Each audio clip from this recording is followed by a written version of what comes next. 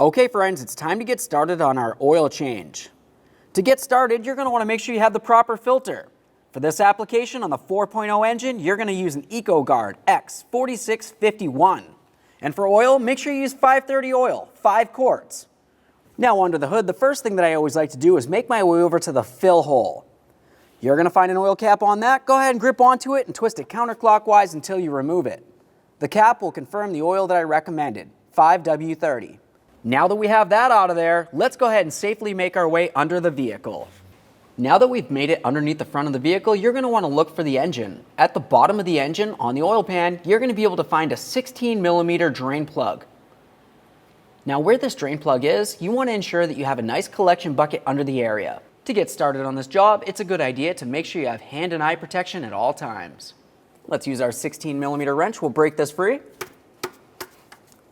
Once the oil starts coming out, we'll make sure that we properly collect it in our collection receptacle.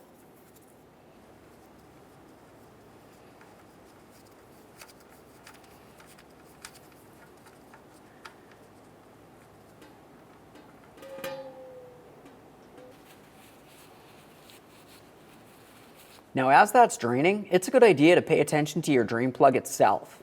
Make sure it still has a gasket on it, and also make sure it looks like it's still in good condition. Assuming it's still reusable, go ahead and set that aside for now. Now once you've let that finish dripping, let's continue on by putting in our drain plug. We'll go ahead and bottom this out.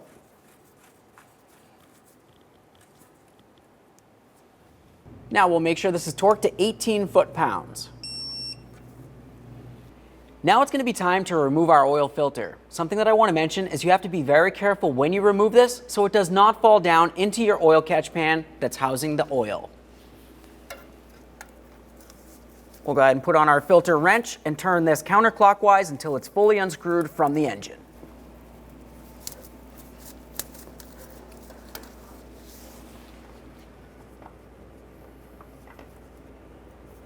Go ahead and carefully remove the filter and make sure you empty it out into your collection bucket.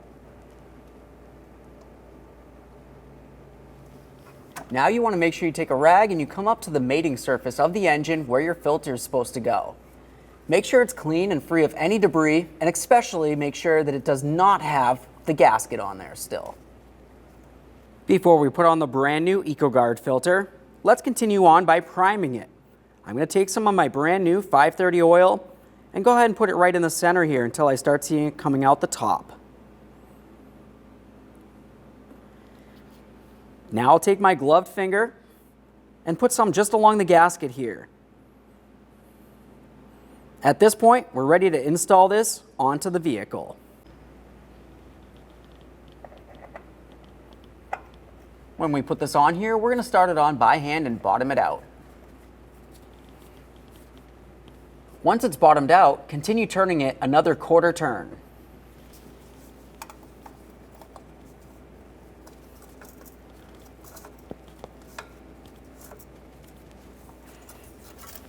Double check it to make sure it's secure.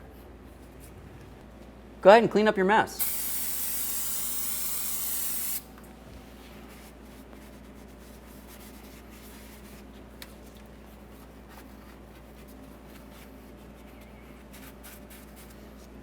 Now let's make our way back under the hood. We're going to put a funnel inside the area so we don't necessarily have to worry about spilling any on top of the engine.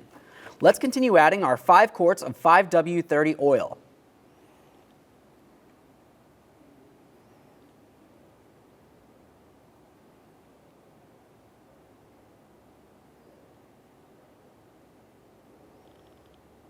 Make sure you empty out as much as possible. Now, once you have it filled with your 5 quarts, go ahead and put on your oil cap. Make sure that's nice and tight.